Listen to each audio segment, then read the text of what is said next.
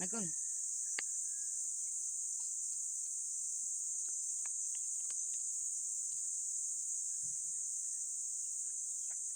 Ayan siya, oh. Igib yan. Akala mo talaga nakakita yan, oh. Bulag yan, ha. Sipin mo, ang bilis, oh. Parang nakakita siya. Pero bulag siya, hindi nga siya nakakita. Bulag. Yan, oh. Igib siya. Ako nga, nadudulas nga ako dito. Nadudulas ako, pero siya kayang-kaya niya. Ano yun to? Kaya niya bumaba. Ayan, oh. Ito yung ano namin. Ibali, balon. Ang tawag dito, balon. Yan. Balon. Ayan, oh. Nag-ano nun siya ng tubig.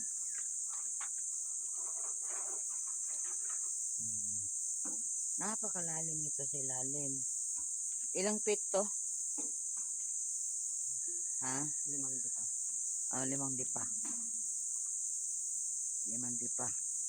Yan. Mula sa lupa hanggang sa taas 5 dipa.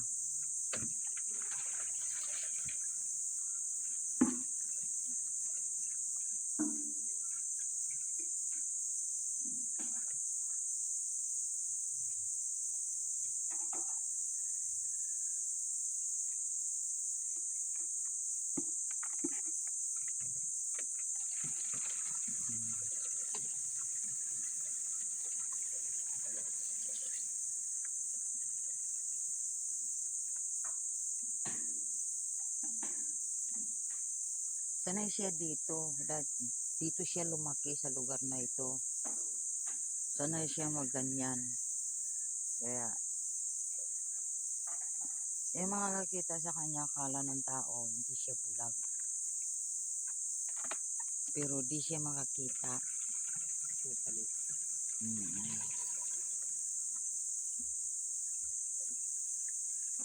Yung tinitirahan namin na bahay, siya ang may-ari. Kapatid yan ni Lino.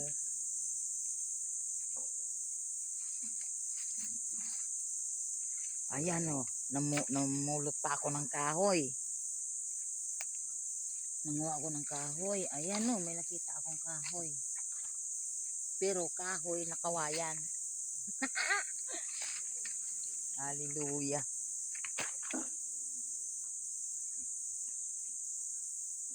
Natakot. Natakot kasi ako dito pumunta kasi ang daming, yan, oh, kalibunan, oh, may mga ano, baka mamaya may lumabas na mga ahas. Kaya takot ako.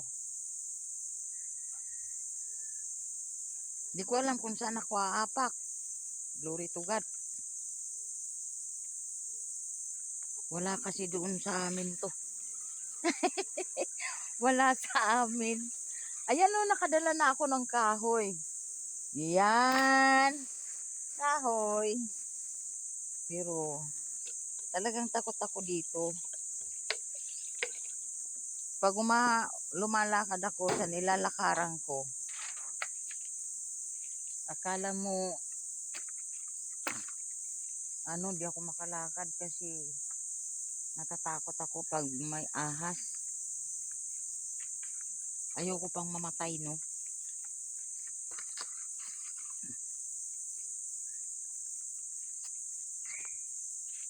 Ayan, sinundan ko siya pero ako nakadala ko ng kahoy. Ayan yung kahoy, oh. Sinundan ko. Para makita mo dahil itong buhay namin dito sa Bulinaw, sa totoo lang, napakahirap. Ako yung totoong tao. Mahirap talaga. Ayan, oh. Baka akala ng iba na wala na kami sa Manila, kami mayaman na. Hindi. Ganon pa din ang buhay. Lumalaban sa kahirapan. Laban lang. Basta, ang maganda doon, kahit gaano ka kahirap, naglingkod ka sa Panginoon. Mayaman ka nga, di mo man kilala ang Panginoon, useless yung yaman mo na yan. Kaya ganitong buhay, kahit pagod, simpleng buhay, minsan makakain, minsan hindi. Bakit ko ikahiya yun? Totoo naman. Ako lang taong totoo.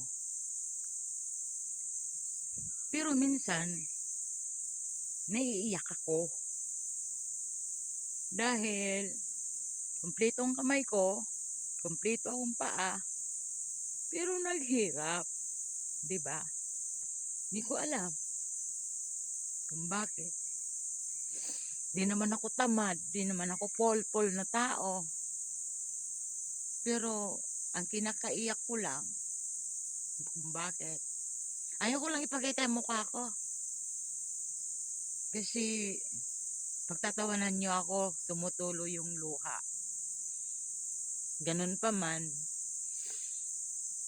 marunong ako umibig, nagmahal. Dahil, yun, nasa Bible. Wala ka man, ginto naman yung puso't damdamin mo. Ano man yung mga dinanas mo ng kahirapan, hindi naman forever yan na mahihirapan ka. Minsan, mahihirap. Minsan, di ba, tayo na tao, minsan, nakaangat sa buhay. Ako naman, dinanas ko naman din yung magandang buhay. Pero, minsan, naalala ko, magandang buhay ko, pero minsan, katulad ngayon, nasa kahirapan ako. Hirap buhay ko. Nakakaiyak. Kasi, naranasan mo yung magandang buhay, tapos bigla kang bumagsak. Pero, pasalamat ako sa mahal na Panginoon dahil, ni minsan, di man ako niya pinabayaan. At, unang-unang pinasalamatan ko sa mahal na Panginoon. Pinangawakan ako niya. Noon hanggang ngayon, pinangawakan niya ako. Hindi niya ako pinabayaan. Hindi niya ako iniwalayan. Diba? Nakakaiyak buhay.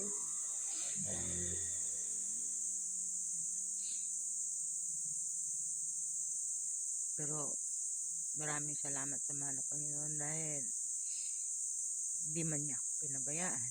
Hindi niya ako binigyan ng karamdaman. Karamdaman ko pinagaling niya. Biruin mo, may cancer ako, breast cancer. Gumaling yun hanggang ngayon. Glory to God. Kaya, yun, papasalamat ako sa mahal na Panginoon. Kahit saan, pinapatotoo ko to sa mga taong hindi pa nakakilala sa Panginoon.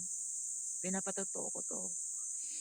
Dahil, ang ganda na binigay ng mahal na Panginoon sa akin. Hindi ako gumastos na malaki. Wala akong ginastos. Kung hindi, kalooban ng mahal na Panginoon na ako pagalingin. Glory to God. Hallelujah, hallelujah, hallelujah, hallelujah. Maraming salamat sa iyo, mahal na Panginoon.